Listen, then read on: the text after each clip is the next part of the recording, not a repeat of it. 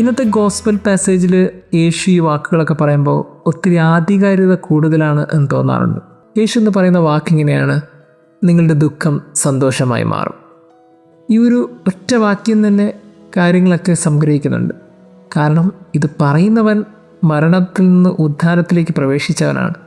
എല്ലാ പീഡകളും സഹിച്ച് ആ മരണത്തെ ജയിച്ചവനാണ്.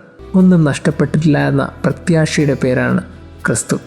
ഇനിയും സാധ്യതയുണ്ട് എന്ന് ജീവിതത്തിൽ ഓർമ്മിപ്പിച്ചവൻ്റെ പേരാണ് ക്രിസ്തു.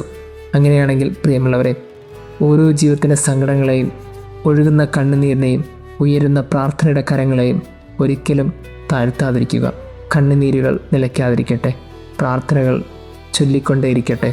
കാരണം ഒരു കാര്യം നിന്നൊക്കെ വ്യക്തമാണ്: നമുക്ക് വേണ്ടി കാത്തിരിക്കുന്നവൻ നമ്മളുടെ ദുഃഖങ്ങളൊക്കെ സന്തോഷമാക്കി മാറ്റും. കാത്തിരിപ്പിനേക്കാൾ സുഖമുള്ള ഒരു പ്രാർത്ഥന മറ്റൊന്നുമില്ലല്ലോ.